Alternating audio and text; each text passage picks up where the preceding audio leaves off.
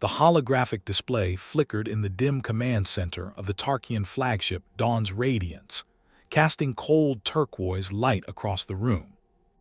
Reflections shimmered along the chitinous plates of Commander Kael'ren, giving his motionless form the illusion of slow, coiled movement. Around the circular table sat the surviving officers of the 6th Expeditionary Assault Group. None spoke. The only sounds were the low hum of the reactor core and the faint crackle of damaged wiring. The battle for Orlia IV had ended 3 stellar cycles ago, and its cost still bled through the silence. "Replay the engagement footage," Kael'ren said at last. His voice was low, restrained, but his hand trembled as he gestured toward the projection node. The hologram brightened. A lush emerald world rotated slowly before them, oceans glittering, jungles sprawling across continents.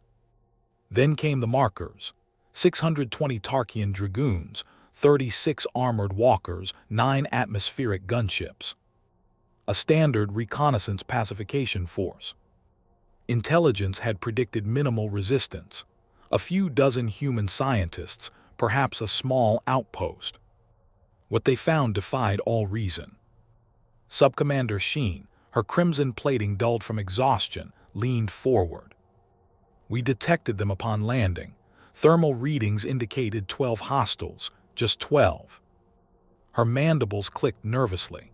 Standard engagement time should have been 3 hours at most. The hologram played on.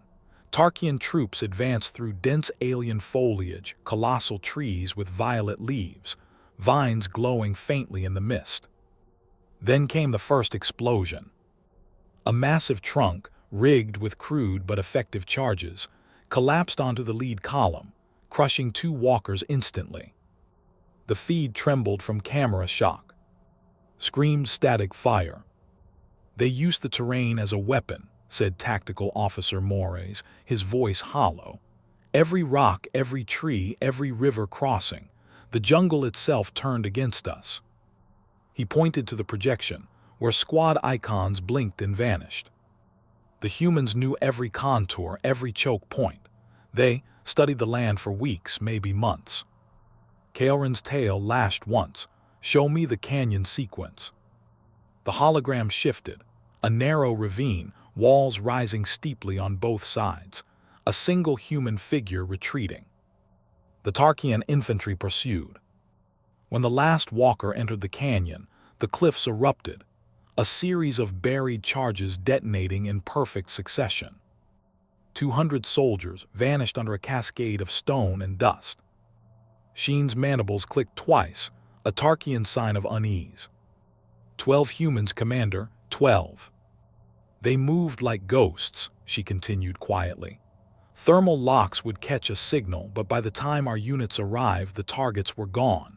They covered themselves in mud to mask heat, used native plants for camouflage. Their communication system, primitive, analog, couldn't be intercepted. Our decryptors heard nothing. A new feed appeared, a gunship's camera. A lone human stood in a clearing, face painted in dark streaks, motionless.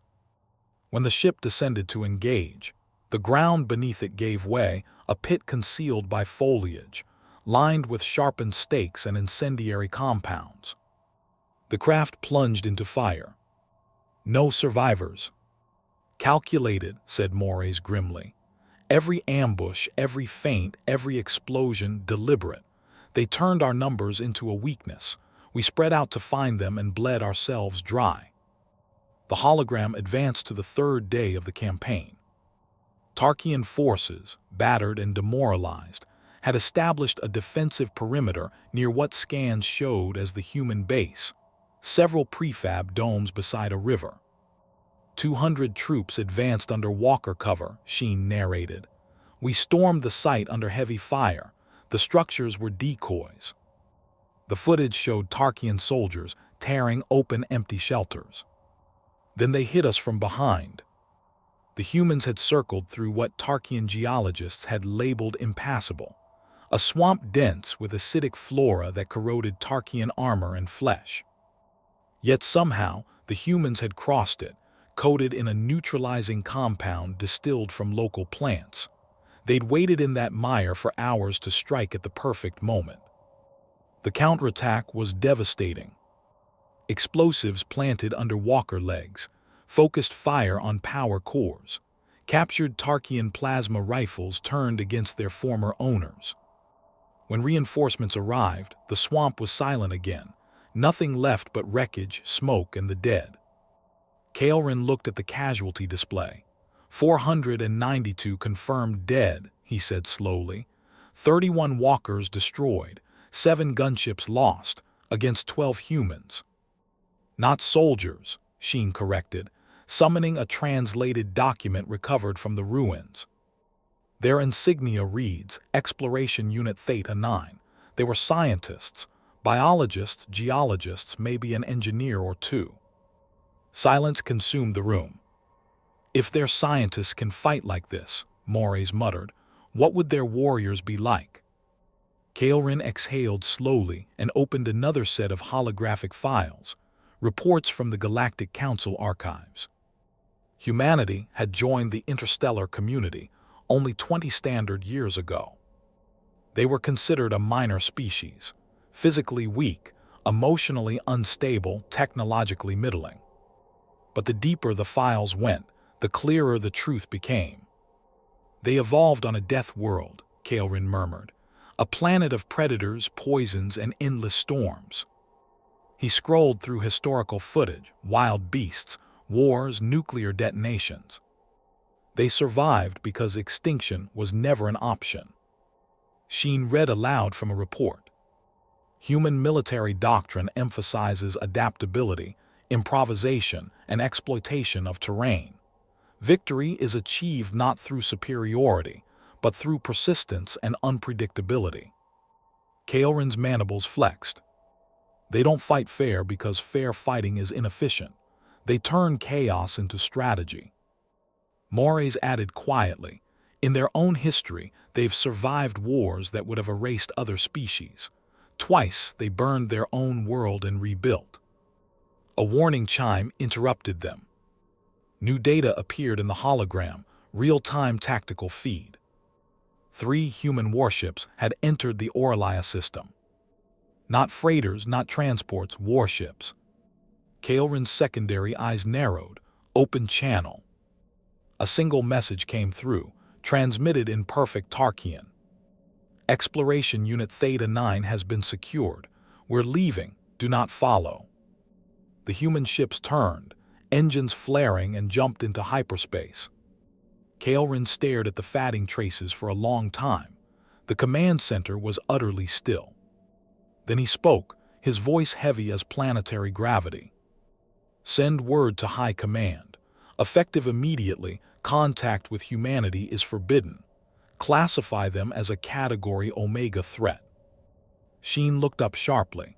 Category Omega, that's reserved for species capable of eradicating civilizations. Kaelrin gestured to the holograms, wrecked mechs, casualty counts, sensor logs of 12 humans dismantling an invasion force through cunning and will alone. Exactly, he said. If that's what their explorers can do, I don't ever want to meet their soldiers. The command center fell into a cold silence. Beyond the viewport, the stars of Aurelia flickered like distant eyes, watching, judging, remembering. And somewhere in that quiet darkness, a new truth had taken root among the stars. Never underestimate humanity. Weeks later, among the debriefed archives of the recovered Theta 9 mission, a human field report contained the following. Mission summary: encountered hostile alien presence, applied standard survival and evasion protocols, no casualties. Recommendations: next time bring more insect repellent, the local mosquitoes are vicious. It was, without question, the most terrifying after-action report the galaxy would never truly comprehend.